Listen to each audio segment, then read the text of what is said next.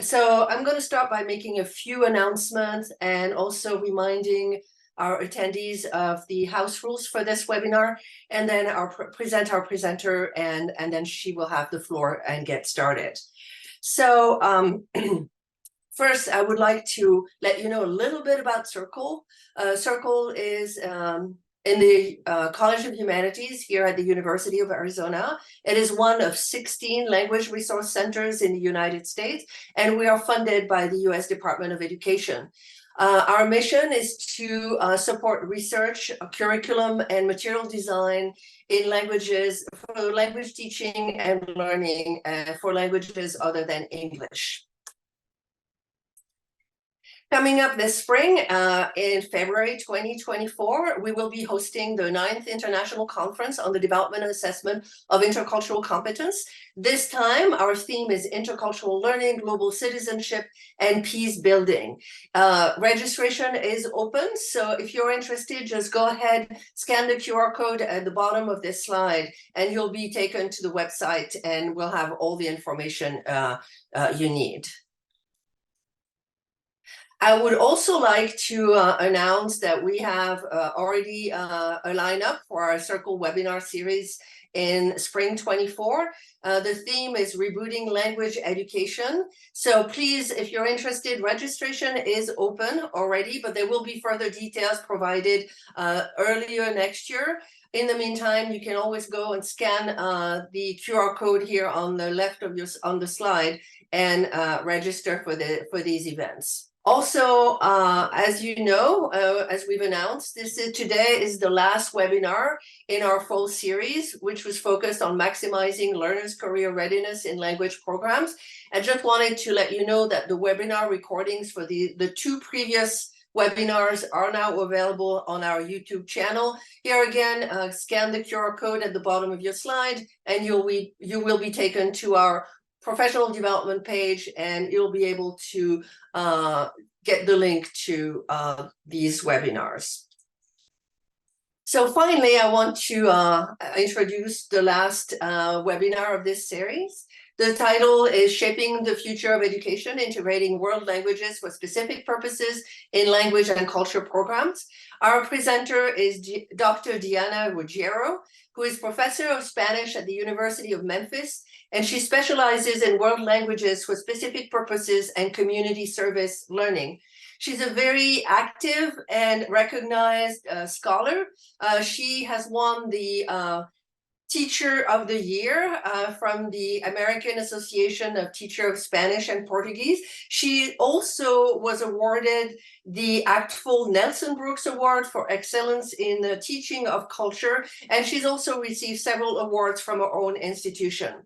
And lastly, she is the author of this recently published book by Georgetown University Press. The title is Teaching World Languages for Specific Purposes.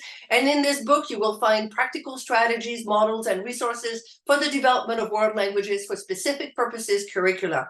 If you're interested in purchasing this book, you can scan the QR code at the bottom of this slide, or you can visit the link that we will be dropping in the chat momentarily.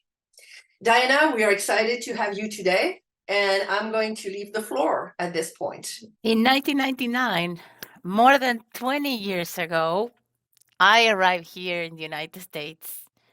I had won a scholarship to create aerobic classes, fitness, at The Ohio State University. When I arrived, the vibe for fitness was kickboxing, kicks from above, kicks from below. Everybody was kicking, punching. And I was here with my cassette. Many of you might not know what a cassette is. You're good. But some people know what a cassette is. So my cassette had cumbia, salsa, merengue. And my dream was that people in aerobic classes were more about dancing than kicking and punching. And that they appreciated the different rhythms of the world, these different dances. My classmates, the other people in these fitness classes, they say, no, who's going to dance in a fitness class? Come on. And it's ridiculous. Today, 20 years later, everybody's doing Zumba. All right. So I wanted to share that with you. But before we get out, you'll know why I'll share that story soon. But before we continue, I want to share the agenda for today. Today we have a very active class agenda webinar. I hope you enjoy it. It's the definition. We're going to define WLSP. Then we're going to have an activity. Then we're going to kind of take a break. Then we're going to go over curriculum development, another activity and a break. And then at the end, we're going to talk about what an WS activity has to have, a certificate and a minor. And then we're going to close beautifully and ask questions. So another story. I'm also a teacher of interpreting and translating. Some of you know that this is part of the field of WLSP, and as an interpreter, you have to know a lot of different skills. So I supervise some of the interpreters that come to a new site, and I have to see if they're able to understand where they are and then the bilingualism that they manage when they interpret. So I'm behind this glass with a microphone and with the headset listening to the situation. So imagine this situation. The interpreter that I am assessing is coming from the north of the United States to the south. So in the south, I'm in Memphis, Tennessee, and I am assessing this new interpreter. So there is a nurse, monolingual English, and the interpreter who's a bilingual interpreter, and then you have the monolingual patient who only speaks Spanish. So I'm behind the desk, I'm listening, ready, set, go, and the nurse says, "Where are you from?" Interpreter in Spanish says, "De dónde eres?" And the lady says, "Tu pelo." So the interpreter looks at the nurse and says, "Your hair." And the nurse says, I asked where she's from. "Where are you from?" And she looks at the patient and says, like, "¿De dónde eres?" It's like, "Tu pelo." And so says she keeps saying your hair. And I said, well, maybe the nurse, she's like, she might have a problem with cognition or understanding. And I'm running from behind the desk, dropping my mic and everything, and I'm trying to figure this miscommunication situation. And I asked the patient, excuse me, are you saying tu pelo? Tu pelo, la ciudad, the city? And she's like, sí, tu pelo, Mississippi. This is where Elvis was from. Ah, okay. So there was a miscommunication here. She was saying Tupelo, Mississippi, and so she was talking about the town, not about the hair. But let me clarify this for everyone. So basically, all right. So Tupelo is the geographical location of the city where Elvis was from, but in Spanish means also your hair. Means your hair. So this is where the miscommunication happened, and that's why it's so important. And I want to bring the amazing work that Dr. Michael Doyle does in Éxito Comercial, that you need to know geo knowledge, that you need to know about the surroundings. So this interpreter was very skilled in bilingual terminology, but this person did not know that maybe Tupelo was a city, or the mispronunciation was happening in this situation. Because sometimes, as a native speaker of Spanish, I put the accent in the wrong syllabus. So these skills are also very important in the field of WLSP. But in Spanish, we say, no hay mal que por bien no venga, right? So there's something bad happened, but something good comes out of it. So this created this engagement ideas where we're now interpreters, we give them tours with students together of the city of Memphis. We take them to the Civil Rights Museum, and we teach them the history of the South. And in this cultural knowledge that they need to know, that as this slide could be overwhelming, no, with this explosion of information, but everything is important. But before we continue, what is WLSP? What is this field that we are all talking about? Sometimes we go into presentations and we talk about things, and we don't really know what we're talking about until we all kind of put the definition in place, right? So I'm going to read you a definition. WLSP is defined as the interdisciplinary, multidisciplinary, and transdisciplinary field encompassing the teaching, learning, and research of languages within and for specific purpose driven context. Okay. This includes the professions, community initiatives, community uses for and by language users, and the arts. WLSP is interdisciplinary and multidisciplinary in that it's informed by and contributes to many different related fields and, for example, linguistics, cultural studies, transdisciplinary is because it transcends the boundary on one specific field. And this is what I want to emphasize, that sometimes we want to put WLSP on only the linguistic realms, and we take away, oh no, if I'm from literature or cultural studies, I cannot teach WLSP, and that can be further from the truth because it emphasizes that multidisciplinary and the multi-perspective. I also want to clarify that WLSP, the W means world languages because it includes all languages besides English that are taught for a purpose. What I propose here today to teach WLSP is a culture change. The culture change has to do with the way that we do things, and now we learn a new culture. And culture not just as the culture with the big C, what do we do for Cinco de Mayo, what do you do this, but just the culture of our departments and our institutions that need to keep up to the 21st century needs that we have.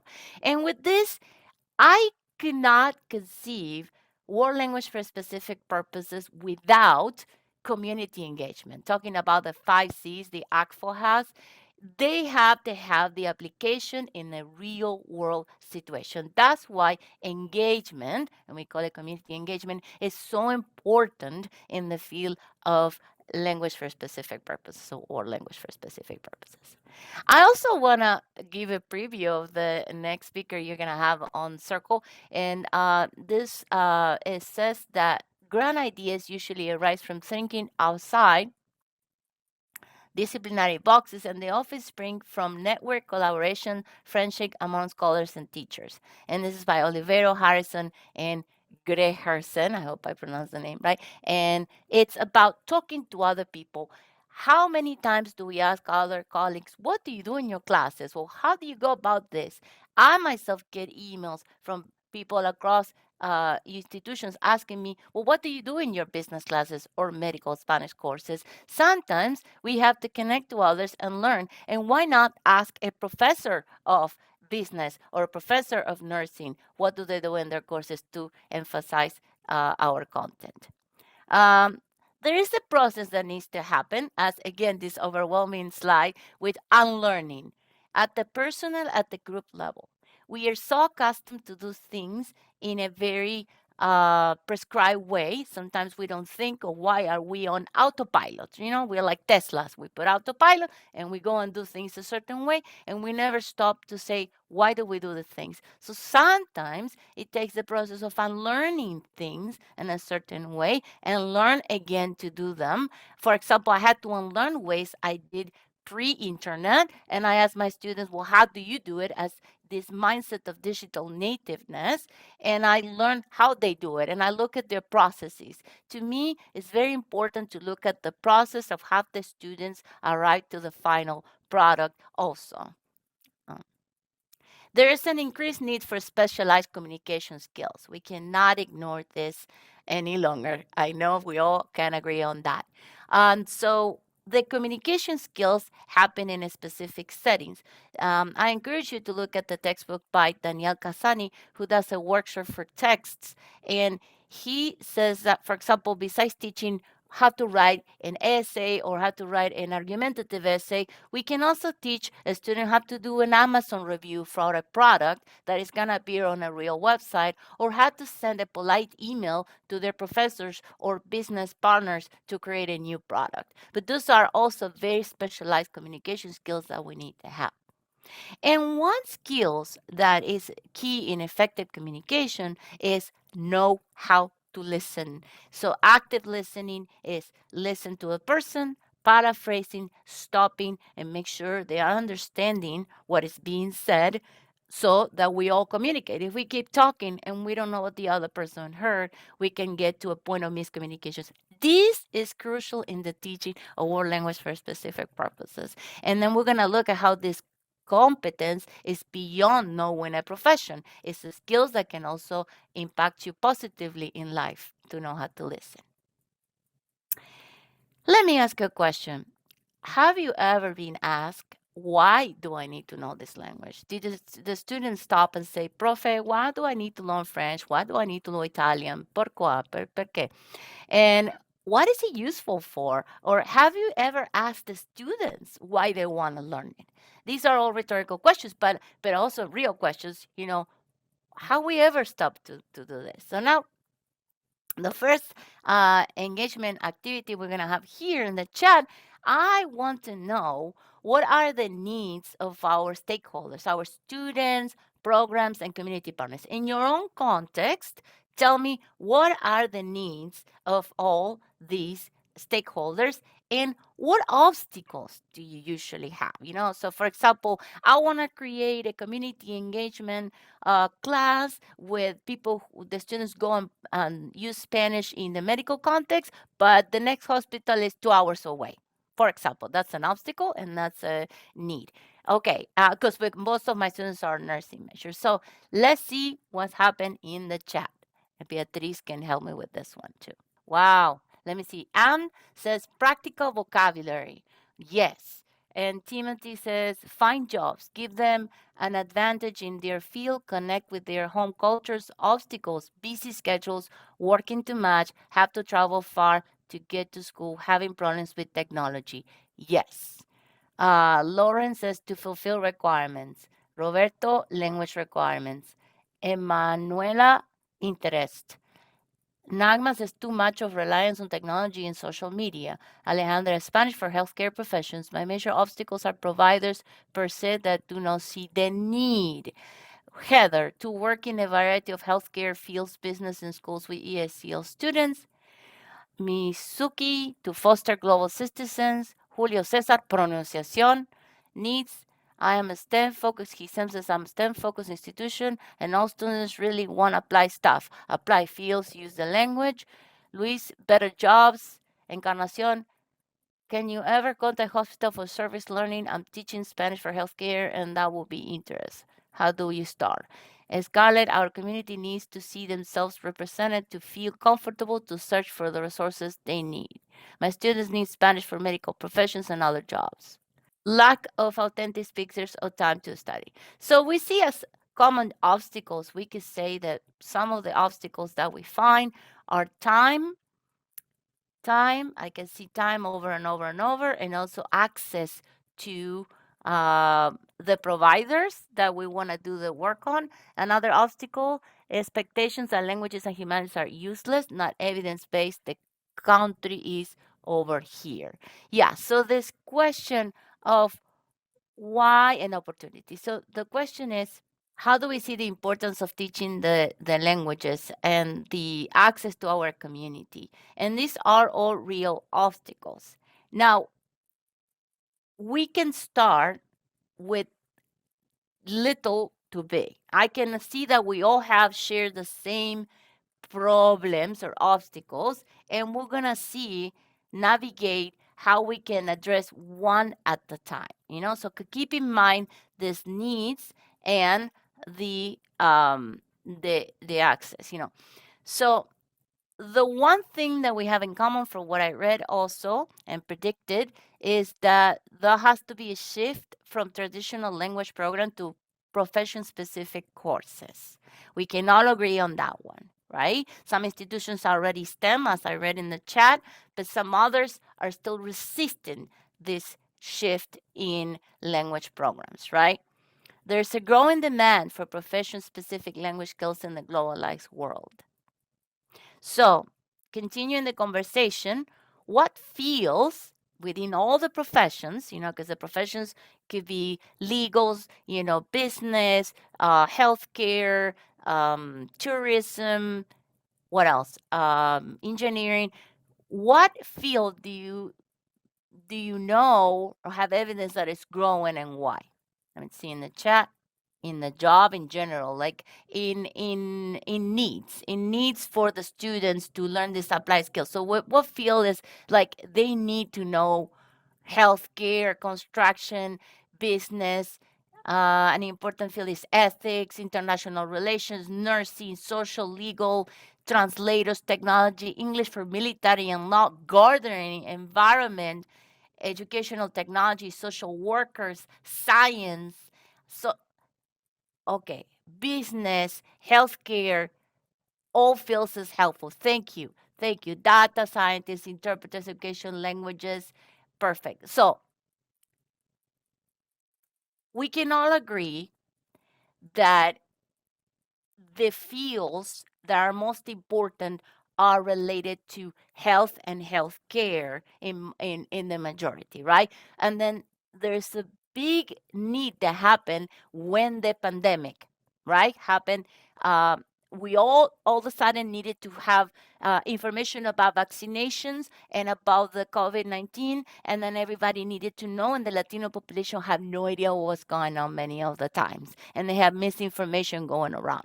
So knowing this specific um, skill of healthcare Spanish will have helped us at least create a flyer, vaccination information, and all of this. So we can resist the change and say, no, there's no need for language for specific purposes, but the world is asking us to have the skills taught to our students because they are going to be the skills that the employers are going to need in the future, right? I want to address a question that is somehow Solange and Cheryl had a common thread to their questions is about developing material and how to compensate for the time. Yes, and thank you so much about, yes, a fantastic break. So basically, and we're going to talk about this, this is real. We don't have a lot of materials for language for specific purposes. So there you go. That's a motivator for you to start creating your own materials. Again, yes, but how do we compensate the time? So there is a lot done with open educational resources. I won't be touching a lot on this today, but this is just the beginning of a very, very long conversation in the future. So hopefully you connect to one another, but to me, I'm always going to be available to answer questions after today. What I want to say is that creating your own materials can not only impact positively your class, but also your scholarship, because then you can publish a book. For example, there was a lack of medical Spanish material, so 3 colleagues and I got together. This is Diana Galarreta and Gabriela Segal. We all wrote intermediate medical Spanish textbook that we use in our classrooms, and other people can use now, and I can share also that information.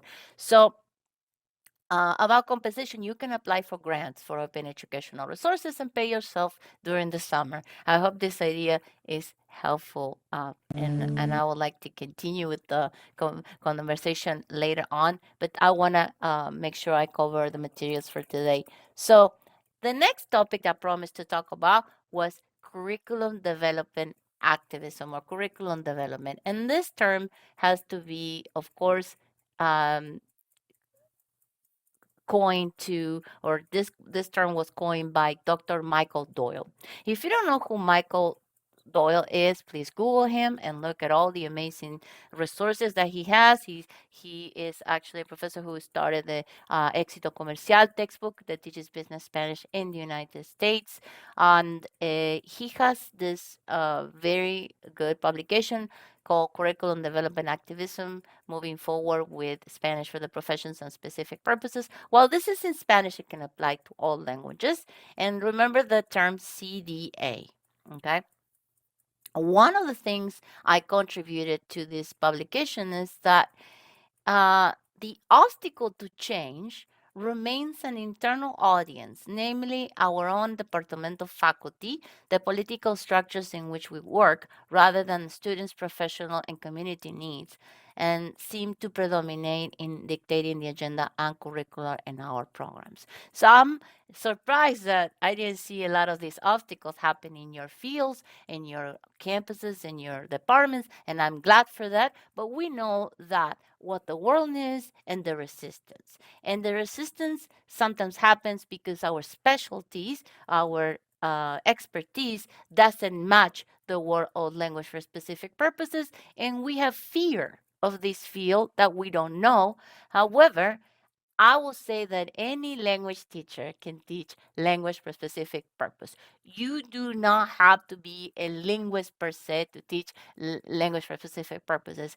You can have friends who are linguists, which will be very beneficial. But again, in order to teach LSP or WLSP, you do not have to have a linguistic background only. So there's this anxiety of developing versus not developing the curriculum. And Hertel says, while it is clear that many Spanish departments are adjusting their offerings, many remain stagnant. And I want you to remember this word, stagnant. Curriculum stagnation is near as a reasonable, not acceptable option in a world which constitutes education external environment that itself is continually changing.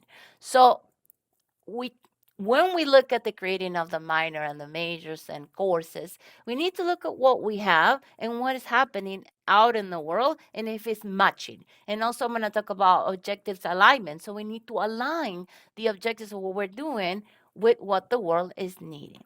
So again, Michael Doyle, and he uses SPSP, curriculum development activities, and says serves as a safeguard and a counter to stagnation, which threatens our shared interest in the continuous and optimal renewal of the relevance and centrality of the study of Spanish in the U.S. higher education and both the undergraduate and the graduate level. And I will say it removes stagnation from any program across the globe. If we continue developing courses in WLSP, although he refers to SPSPS in Spanish for specific purposes. So what do we need?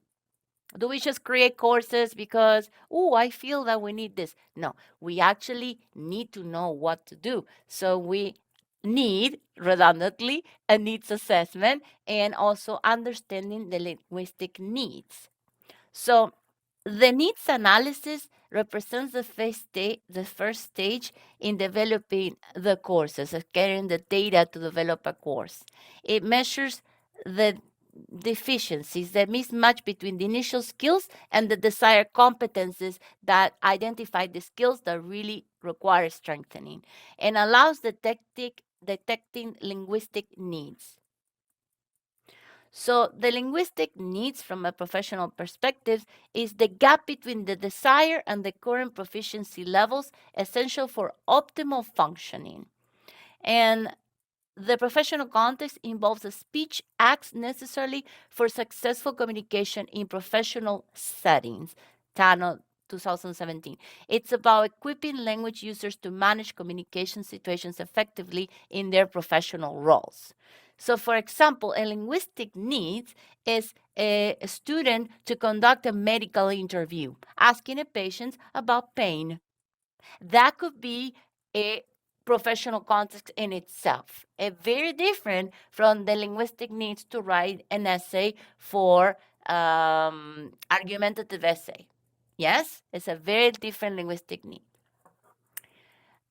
It requires gathering data, the linguistic needs, to quantify and qualify the language requirements for a specific professional audience. This process is known as a linguistic audit and aims to tailor training policies to professional needs.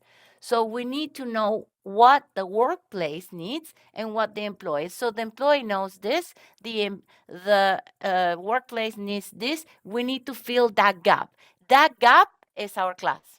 I'm going to say this name probably wrong. Rio Canovas says the goals include assessing if employees have an adequate communicative competence for their jobs and gaps are identified, design training responses to bridge these gaps. You can also create a world language for a specific course from a specific company to fix the gap that the employees currently have. So you can do an exam to say, are these nurses really addressing the needs of the patients by conducting a good medical interview?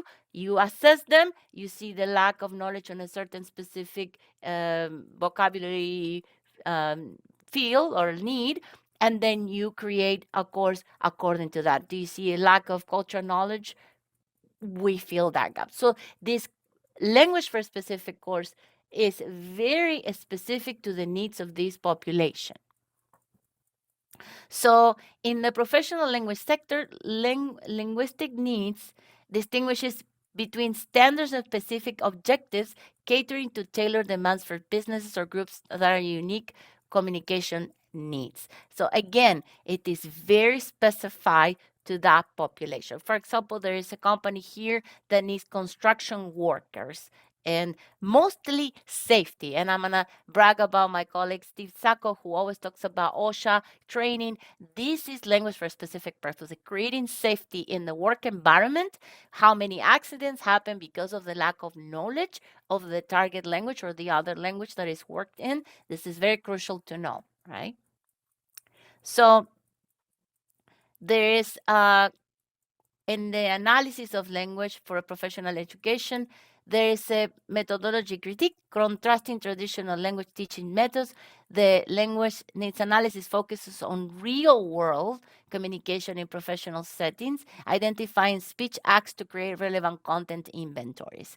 So we look at a professional setting and we create our dialogues, we create our content for our classes based on this specific business.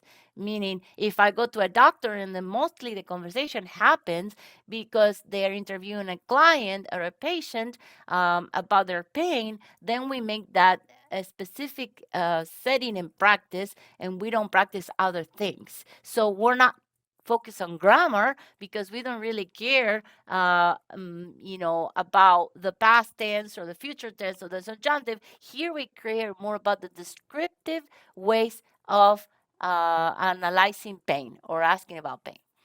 There is the dynamic nature of language for needs analysis is a dynamic, ongoing process through the teaching learning cycle, adapting to evolving language needs. And so these needs are going to change. Don't think that you're going to go to the same group and ask the same questions and they're always going to need the same. And different hospitals have different needs. And effective curriculum design involves inputs from practicing professionals. So again, I cannot emphasize talking to practicing professionals who provides insights into routine protocol and linguistic components typical of their professional activities. After the pandemic, unfortunately, in a counseling field, there was an increased need for domestic violence counseling training for the bilingual interpreters. So can you imagine how specific is this need? Why happen? And we can discuss that.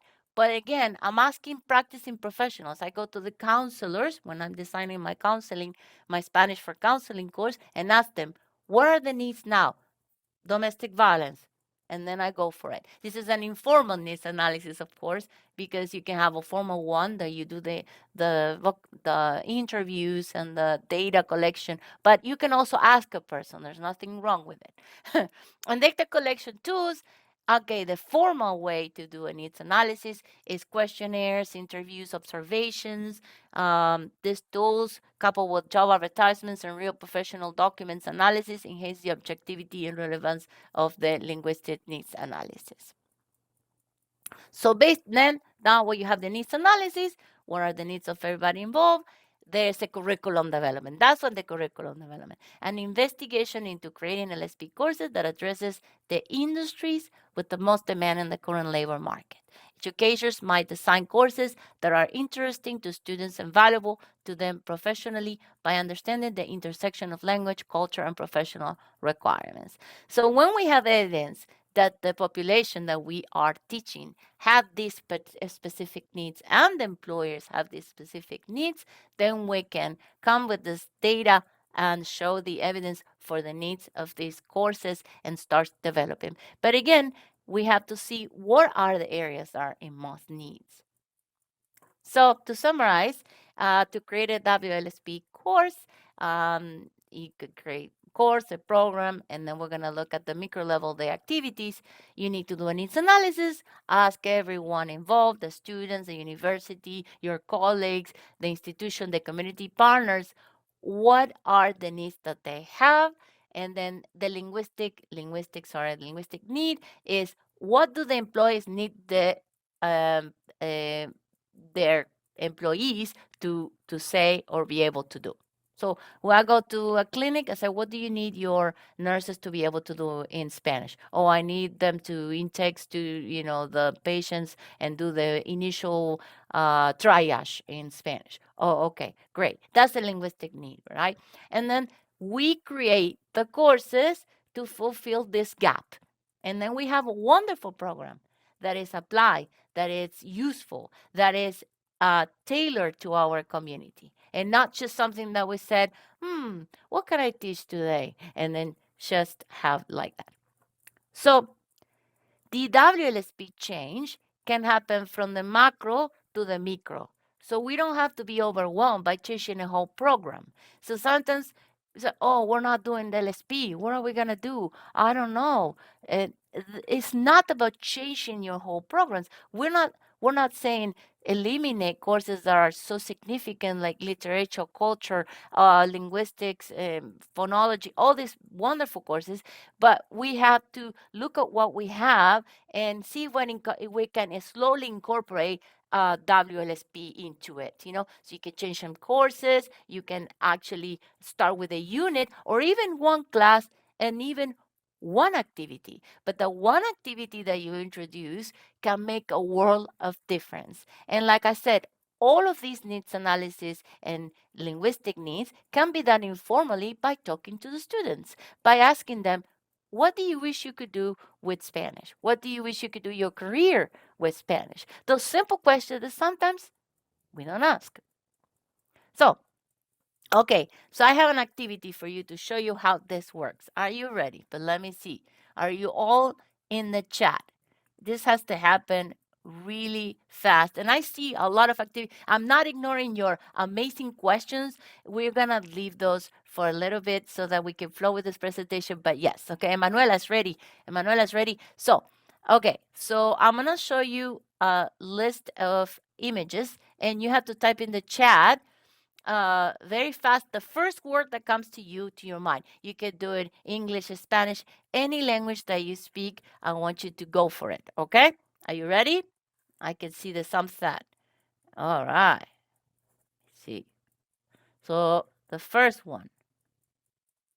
All right. You ready?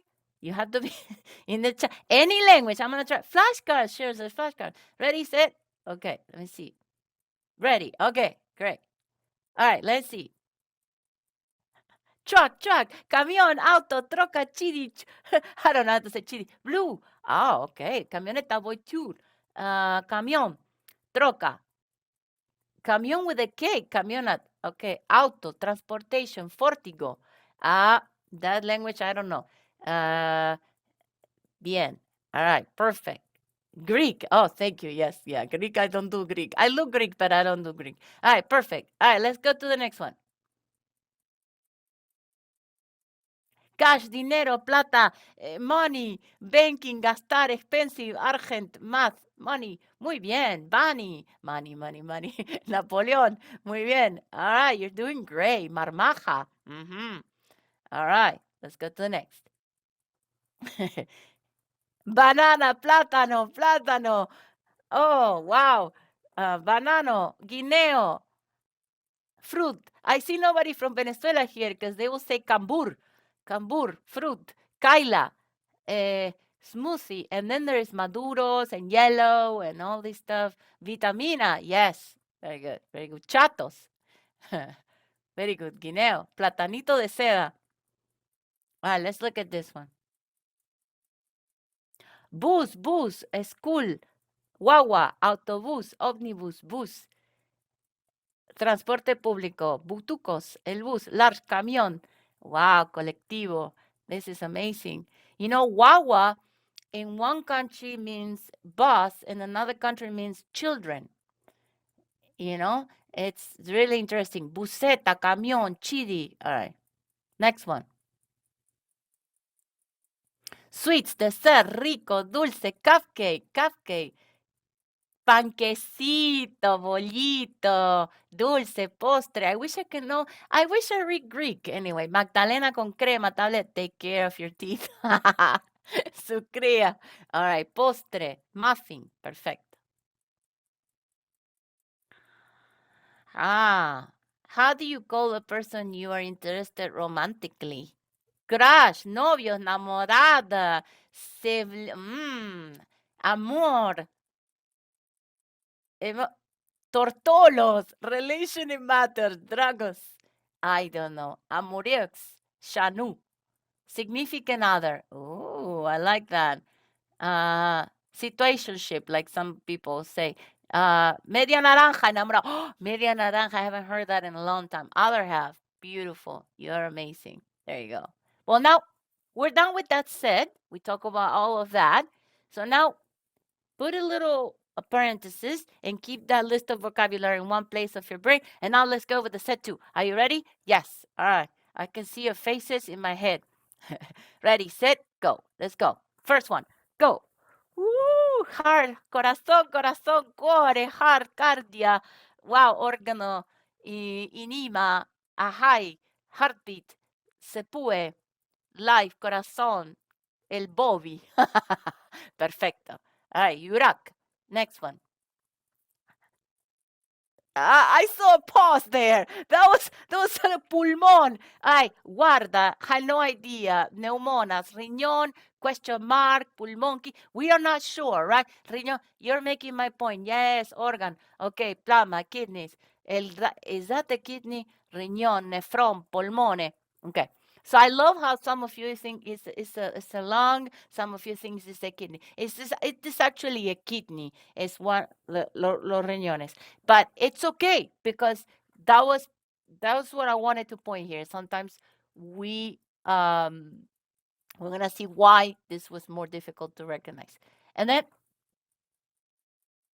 bone, hueso, bone, oso, bone, atzin, femur, femur, femur. You're very specific. Margarita is su femur, and then tibia también could be, my goal here was bone, so it's good. You did great. You did great.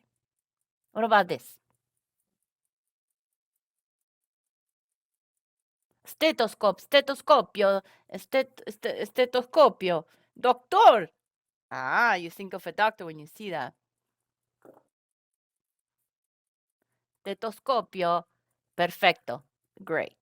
Doctor, escucho pulmones, corazón. I like escuchar pulmones, corazón. I like that. That's called circunlocución. When with circunlocution, when you don't know the word but you explain what it is. This is very useful, especially in a professional settings. Auscultar. What is this?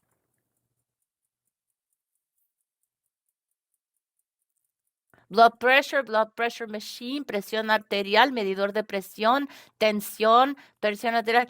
Signonomómetro. Wow. Esfignometro. I don't know how to say that. Blood pressure machine, arterielle, arterielle. Muy bien. Medición arterial, presión arterial. Perfect. All right.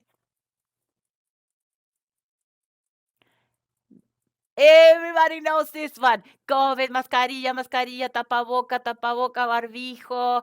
How do you know this one? So easy, huh? Everybody know cubrebocas. Many years, 3 years ago, so you wouldn't know this time. This works so good, eh? Antivicti. That I'm guessing that's antibacterial, like protecting from bacteria, but I'm just guessing here. Anyway, so now tell me in the chat, what is the difference between the vocabulary set 1 and now this one that we just saw? Hesitation on specific words. The set 2 is more medical. The set 2 deals with medical terms. Yes, exactly. Everyday vocabulary. Set 2 is medical. Yes. The 2 is applied. The first one's more general thing. Yeah. And so, yes, I'm reading all of you. And the main point is that the first set of vocabularies that we would normally teach. And in English, when English for specific purposes, they call it tenor, teaching English for no reason. But it's a general vocabulary, right? There's nothing wrong with it. But when you are specializing, you have to think of what vocabulary are they going to need in your field. And for example, we say we have a bilingual student, or we have a heritage learner who grew up in a bilingual home, say a Mexican household in the United States, and they know a lot of vocabulary. They know food, they know, clothing and stuff. But do you think in a normal conversation every day with mama, are they talking about stethoscope or a kidney or anything like that? No. So that's why it's important that in world language for specific courses, we are paying attention to these needs and incorporating them in active learning. Also, look at the differences that there were among even words that were used for everybody. Now, don't even get me started on pen. Just the name for pen in Spanish can have so many different meanings. And also the word for banana. So banana is one thing. I grew up in Argentina where bananas were only one, and we just eat them raw. We don't cook them. We don't smash them and make other things with it. And so it's a new culinary experience for me. And this is important that the students look at the diversity of vocabulary, especially when they go into the healthcare field and you're gonna have clients from all over the world. So for example, a client from a Latin American country, and you learn in your vocabulary list, number 2, you learn stomach and the proper pronunciation of how to say estomago and everything in Spanish. And then the person called this panza, or they call it los chamorros. Me duelen los chamorros. And my chamorros are hurting. And you're like, what are chamorros? So chamorros are the what do you call it? The gastrocnemius, the gemelos. But what I will say is that you always can encourage people to point out where it's hurting rather than trying to guess the meaning. The patient and the doctor can always say, can you point out where it's hurting? And you can encourage that by not having to worry about the vocabulario específico, ¿verdad? We are hitting almost new here. And which one was more difficult and why? In the chat, you can tell me. Both were easy for me. Atufa says, La segunda. Thank you for the comment perspective. Yes. Easy, depending on your background. Sorry, I meant to. Yes, depending on your background. Los dos igual. List 2 because it's more specific. Both. I didn't know the words in the second set immediately. It depends on the learner. Yes. And everywhere was there were so many options for point out according to different geographic regions. Yes. So we have that's a very good point. So some are easier for a certain population. Some, if you are a nurse and a doctor, the second vocabulary is going to come easy to you. So depend on the context. We're going to talk a lot about the context in a moment. So let's talk about now, dive into what a WS activity needs to have. So first thing, we already talk about the needs analysis and the linguistic needs. So the first thing we need to know is what do we need to create this activity?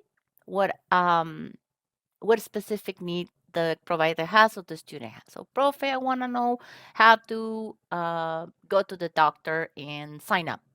Go to the front desk and sign up. So now we know the linguistic needs and we can create the activity.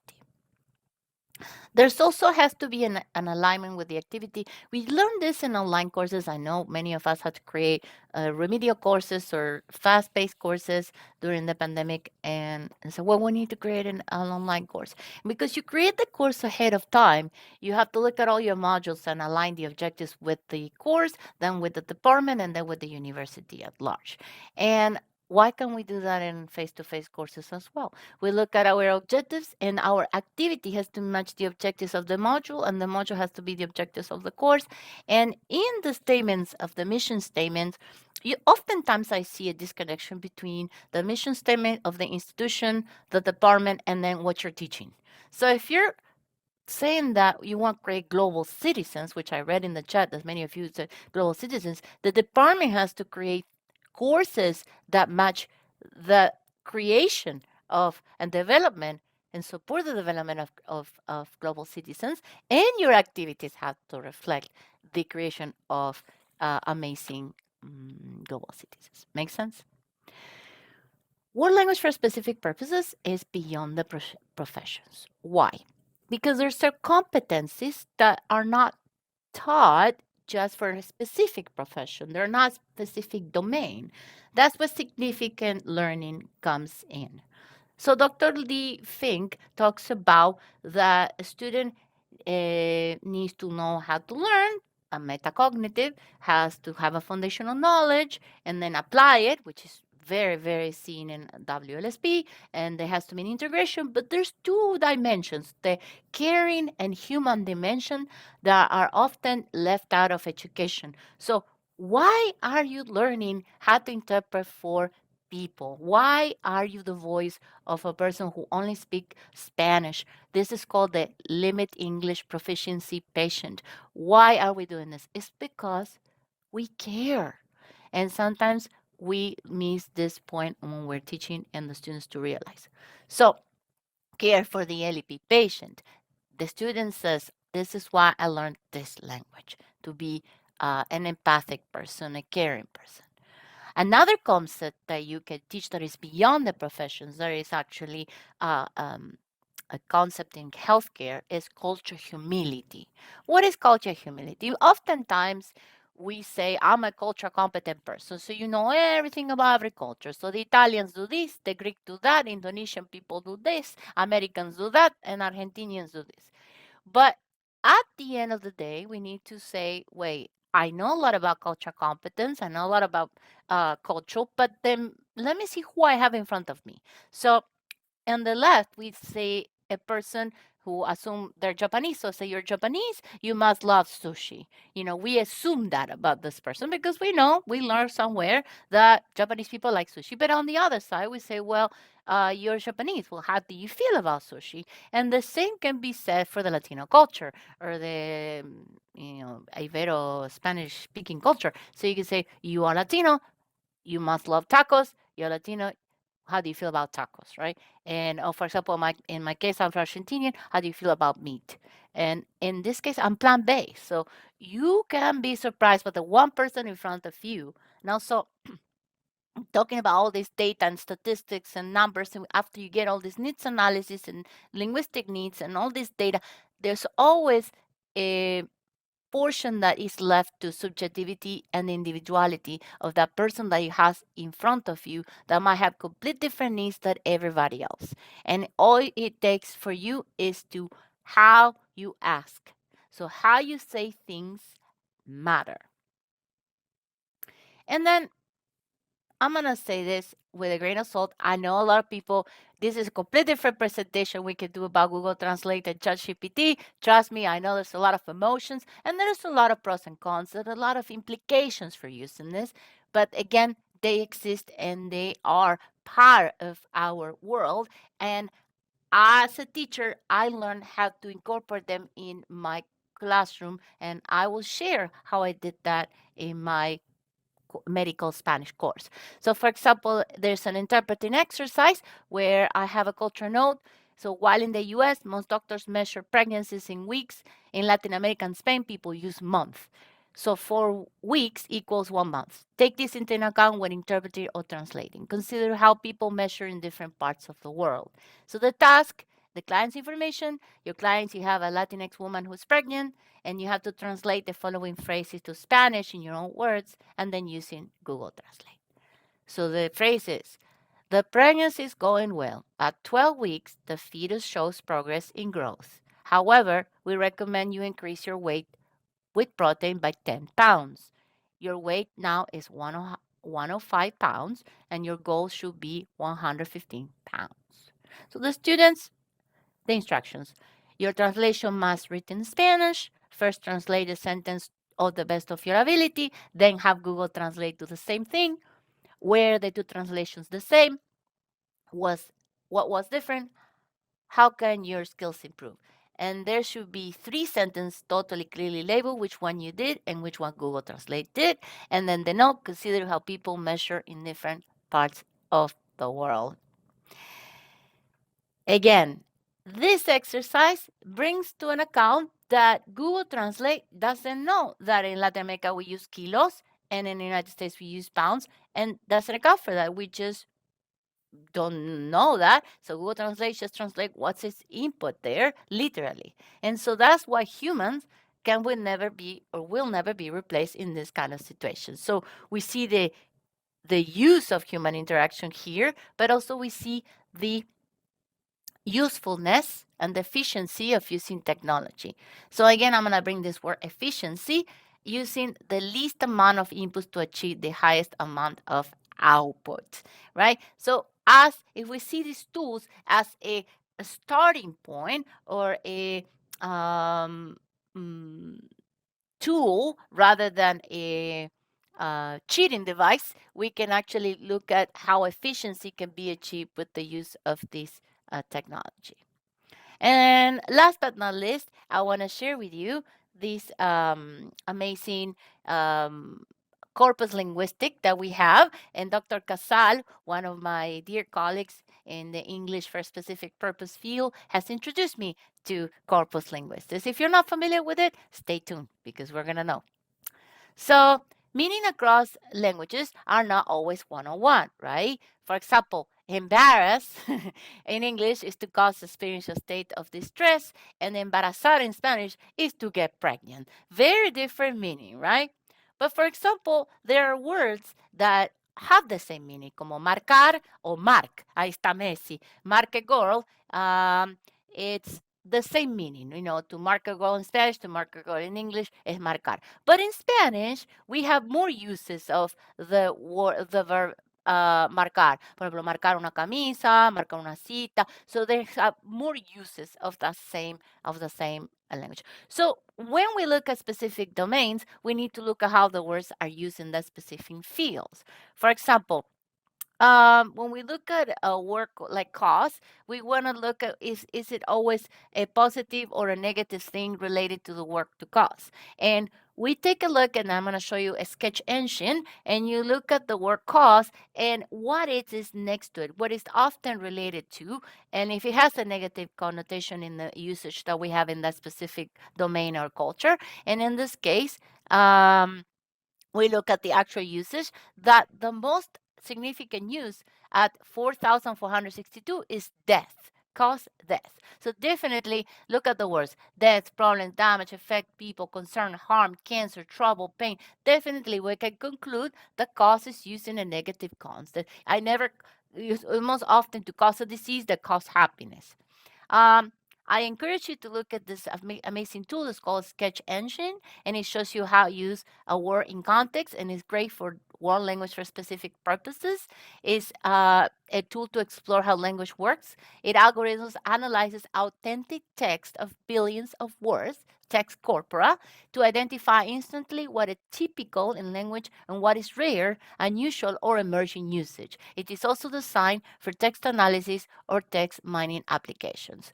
So, for example, you can look at the word also woman or man in medical context in Spanish or in any other language, and you can see how it's used in the medical context and what words follow the gender. And you'll be surprised of what is in that context. Sketch Engine is used by linguists, lexicographers, translators, students, and teachers, and it's a choice solution for publishers, university translation agencies, and national language institutes throughout the world, and now world language for specific purposes. So word language for specific purposes activity has to have a vocabulary and application and a specific task. And regularly we in language courses we have grammar obsession based on a to-do statement. We teach English for no specific reason. We teach Spanish for no specific reason. For example, La Comida, whoever wrote the textbooks had a moment and said, let's start with food, and for no reason. And so what a word language for specific purposes says, it says, wait a minute, let's focus. Let's focus on an activity and a specific application. So we look at the original activity. Now we look at a linguistic need. What do I need to know specifically? And the students realize what they need to know this specific task. For example, in this case, it's putting on gloves. It's very easy, and then starts building vocabulary for a specific field. So first thing they need to know is gloves, hands, fingers, grab, all those different vocabulary. The activity here cares for students' inputs and care for students. So during the pandemic, there is a need to know how to put gloves properly and take them off properly to not cross-contaminate. Has a real-life application to a context.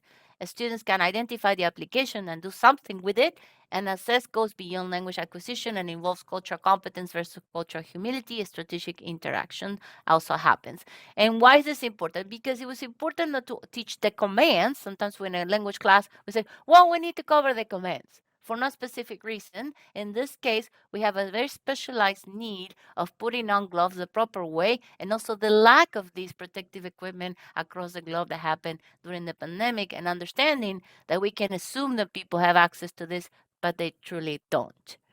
I encourage you to look at Strategic Interactions by Robert Di Pietro, which talks about a strategic approach to language instruction that calls upon learners to use the target language purposely and skillfully in communication with others. So students and teachers co-create the interaction. It's not just a vocabulary or a dialogue that you say, I'm going to make one and bring it to my class. You co-create with your students. Maybe it can happen in English. And then you create the activity in Spanish. It takes 2 days or 3 or a week, but the one activity is more meaningful to the students and everybody involved. To me, it's more about quality than quantity. You can have 20 exercises that you created, never have input from your students, or you can have 3 where they co-created with you. They not only feel helpful, but they also feel that you're being heard. Remember the skill of know how to listen. Um, Corpus linguistic is used in this creation of this strategic interaction. It's a student who's a nurse. It's a big help because they can bring you exactly what the field needs. And also there's many local hospitals that have standardized patients. It's like a theater for pretending you're a patient and the doctors get evaluated by it. This is a perfect moment to bring this strategic interaction to those situations and offer your students to have practices in those situations as well. So I have in my dialogues I create, the goal is to provide the students an opportunity to develop cultural sensitivity in a medical interpreting setting. In this dialogue that you're going to see, you're a medical interpreter English Spanish, Spanish English. You don't only need to act as a vocabulary and sentence interpreter, but as a cultural broker and also advocate for the patient. You will interpret for a patient who brings up mal de ojo, a cultural concept in the Latin X world that relates to health and energy. During the dialogue, the provider does not quite understand what mal de ojo means and wants to send the patient to the optometrist. You can act as a cultural broker to explain and advocate for the patient. So you have a square like a table, and then on the left is the nurse, on the right is the patient, and the interpreter is going to fulfill the blanks spaces. So enfermera, good afternoon, Ms. Lopez. My name is Jackie, and I will be your nurse today. This is Diana, and she will be your medical interpreter today. She tells me your eyes are hurting. And then the student says, hola, buenas tardes, señora López. Mi nombre es Jackie. Yo soy su enfermera hoy. Yo soy Diana y soy su intérprete médica. Me dice que sus ojos les están doliendo. So I'm not going to do the whole thing, but you get the idea. You can do this in any language, and it's a great platform to do interpretation and translation. And the patient says, and she's a bit confused, she feels lost. Also, she feels she's not very elegant for the doctor, and says, no, me duelen los ojos, tengo mal de ojo. No, my eyes don't hurt. I just have the evil eye. And the nurse in a calm tone says, oh, I see, of course, they do not hurt. They're just bad. We can arrange a referral to the optometrist. In this case, this is a good moment for the interpreter to say, wait a minute, I think there's a communication and miscommunication of a culture concept, and then clarifies with both parties. Mal de ojo, if literally translate, could be bad eye, but it's not that. This is the evil eye. Of course, it comes from many eyes from across cultures. It's not typically from the Latin American world. It comes from the Middle East and Turkey and all the different parts of the world. And we have this eye to protect ourselves. And also we sometimes have these little wrist, red band around the wrist to protect ourselves from the evil eye. And if you don't know about this culture concept, there is a short film called Mal de Ojo by HBO. We're not going to see the preview today, but I invite you to see this short film, 8 minutes. It can make a difference in your class and when you are showing it. because it shows something very interesting about the cultural concept of mal de ojo. For minor certificate, you deal the cards on the table and get everybody involved. You look at your programs and you say, well, let's see what we have. And then you find alliances, the majority of people who want to change the program, and see what is needed. Sometimes we look at our programs and we detect the stagnation, and we need to be able to talk about it and be able to fix that stagnation because of the service of the students. Put our differences aside, stop the kicking and punching, and then start dancing together. And also find what is possible and start making small changes. Sometimes one activity to show the students what they can do in a professional setting, even in a traditional language course, can make the world of difference. I'm going to start the conclusion here so I can leave some questions and answers. But what I want to say is sometimes we feel that to teach world language for specific purposes, we need to be superheroes, and we don't have to. Anyone can teach world language for specific purposes, especially with the use of corpus linguistics. We have a big tool behind ourselves that can show us how the language is used in the context of a profession. So again, as I told you before, in 1999, more than 20 years ago, I came to the United States because I won a scholarship to develop fitness courses, and I did not initiate the program of Zumba, but I had a very similar idea. And I find that dancing and teaching languages are very similar. And we know that the landscape of needs has changed, and so we have to change with it. At the same time, when I had a vision that Zumba was going to be something big, although I did not create this program, I also knew early in my career when I was learning languages, the language for specific purposes was going to be the future. So while I did not create the Zumba system, or I did not create this field at all, but I just started practicing it, I had the vision that it was going to be popular, needed, and I have another prediction today that the future has to do a lot more with stop kicking and punching, a lot more with appreciating the diverse rhythms that we all have.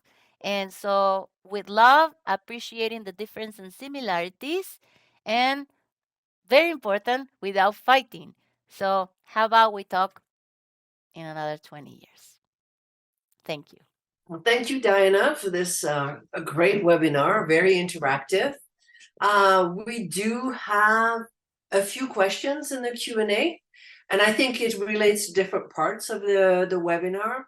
The first one is by Timothy, and he's asking, what are some innovative ways to scaffold activities in lower level world language for specific purpose courses?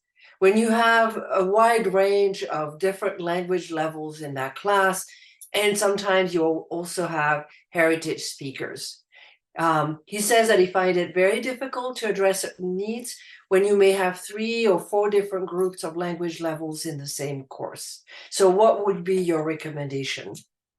This is absolutely an amazing question, Tim. I actually love that question because it gives me another opportunity to talk about the needs assessment or the needs analysis. And this is a this is a common situation to many of us, that we have these different levels. So we have a heritage speaker on the left that is fluent, that can teach the class for us, and then we have a person on the right that doesn't really acquire that much vocabulary and needs a lot of training. Well, you can create these medical situations interactions where the interpreter, and the one is an interpreter, the other one is the provider and the patient, and then you keep rotating. So they all practice the different skills. So the more advanced, maybe is that monolingual patient, and then you give the power to the interpreter, who's gonna be the one to be able to translate the situation. See, so you shift the power, and then you put the other one as the patient and the other one as the interpreter. So at every point, at every hat they have to wear, they're going to be able to use their skills. So you look at everyone's skills and create activities where everybody can put their skills to work. And you are the teacher. You are in charge of it. You know how to do this. I know that we cannot control the diversity of our groups, but we can create activities that fulfill the needs and the connections. I always see as a heritage learners as an advantage because I can practice my language and say you have to be selfish and go practice your Spanish there.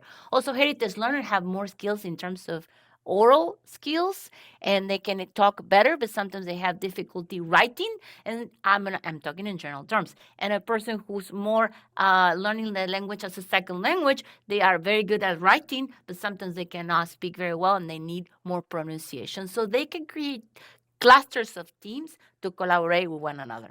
So hopefully I help with that one. This is great because actually the next question relates to a part of your answer. Somebody, Atufa, is asking, could we merge needs analysis with linguistic analysis in one survey? Absolutely, absolutely. Yes, there's many ways. This is a fantastic question. Needs analysis and linguistic needs are almost the same, but the thing is that we can ask the linguistic needs to everybody. It's almost kind of the same concept. It's just that sometimes it's difficult to administer the same survey to everybody involved. In the United States, we have the IRB, Internal Review Board, that tells us that research has to be appropriate for humans. So sometimes I have to create a different one for a job or for an employee, a future employer. So, but yes, the answer is yes, you can merge both in the same questionnaire. So the next question is actually relating to something that popped up earlier in the webinar where someone was saying, well, this is great. And you were talking about the lack of materials being available. And you said, well, there are grants for this, right? So somebody is saying, could you share where to get these open resources grant you mentioned for creating materials? Yes. Okay. So for mine, thank you so much. So for the open educational resources, we are the Memphis. Memphis is part of the TBR, Tennessee Boards of Regents, and I went to my office of research and innovation and I asked them what grants were available. So this is very local. It's not. I'm not saying that this is like available to the whole globe, but you can find in your surroundings what's available to you. And you can start by state level or area level. At the national level, we have the National Endowment for the Humanities. And I can share these resources. I can create a little resource link that I can share later on. But you can do a little research on what grants are available within your area because I can talk about the United States, but not at the global level, unfortunately. But there's also the National Science Foundation. One thing I will encourage you is to not say, for example, you could consider me humanities, right? But I talk about medical Spanish. So I can collaborate with a colleague in the science department and apply for a National Science Foundation on the lack of interpreting in the medical field and the Latino community in Memphis. That's kind of like the collaborations that I encourage everybody to do. A grant, I will never do a solo grant. My team was about 10 people, and creating that team, just connecting with other people with your objectives, you can all research what grants are available. But I will say start with creating your team and your objectives and then find what's available to you. All right, thank you. One other question. So Hussein is asking, in a society where English, for example, is a foreign language, is it possible to investigate the function of English for special purposes and needs? Absolutely. Yeah. Okay. So this is a great question. Hussein, or what do you say? Hussein.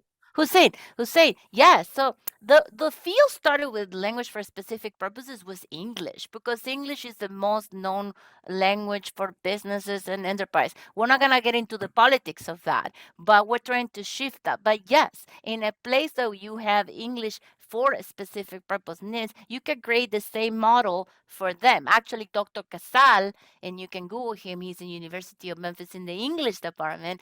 He actually taught me how to do corpus linguistic, because world languages, all the other languages we started later on, we started later in the field. We copy LSP. We have to be honest, that we follow what the English was doing. But one thing I'm gonna tell you, that the needs are very different. It's not the same to have to learn Spanish to help limited English proficiency patients in Memphis, Tennessee, that to learn English in your context, which I don't know where you're located in the world, but you have to look at your local needs. So again, it could be English, French, Gallego, it could be Portuguese, it could be any language that is needed. Also,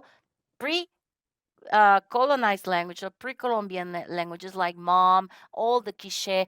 Parts of the United States don't translate Spanish, English, English, Spanish. They do these pre-Columbian languages, which is part of the Ladino community, instead of going into Spanish. Sometimes they need 3 people. And also, interpreting and translating involves sign language and also different capacities. Yes. Well, this is great. Somebody just posted, some people have been sharing resources while you were presenting as well. But what I want to say is that there are no more questions in the Q&A, but I want to convey to you the many thanks that are been posted in the chat, and you can probably see those. It seems that there's an old friend of yours who actually joined us this morning, and hopes that you can reconnect with her soon. Anyway, so I think everybody is thanking you for an engaging, interactive presentation, and that, hopefully they will be following up with you if they have any questions. Yeah, I have one more slide to share, if you don't mind. I want to share this one. It says, thank you. You can all connect me at Diana. I'm very fast at replying email. I want to thank the Center for Educational Resources in Culture, Language, and Literacy called CIRCLE, which I couldn't pronounce first, but now I know, of the University of Arizona. I want to commend you on the wonderful work you're doing for all language teachers across the globe. I want to thank Professor Beatriz Dupuy for reaching out to me for doing today's work. Marisol Aguirre, who was very significant in all the background detail informations. Kate McKay, who's the Associate Director for Circle. Carlos Paraduran, who helped me design these amazing slides. Jeffrey Kilman, who is an associate professor and coordinator for Spanish at the UNC, who created a wonderful review of my book, The Teaching of World Language for Specific Purposes. Thank you so much. We always need those wonderful reviews. And to everyone who is here today, because you're here to learn, to change, to make things better, and for all the knowledge that I gained from all of you, experts in the field, and also mainly from my students who are also my teachers. Thank you so much, Diana. This was a really successful webinar. People really participated. And as I said, all of them are thankful for the information that you shared with us today and the ideas that you outlined for them to start working. And I could not agree more. Start small. Otherwise, it can be pretty daunting. And find people who think along the same line as you. I mean, build partnership first and then expand on that, and then also bring students in the mix. Oftentimes, we might be starting a program without really doing that needs analysis and the linguistic analysis for our learners. Thank you so much. Thank you.